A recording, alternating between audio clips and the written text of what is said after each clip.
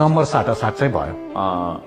त्यो चिज चाहिँ पहिला अब सरकारी नम्बरहरू त थियो, अब उहाँले पनि छोड्नु सरकारी नम्बर, मैले पनि छोडेँ।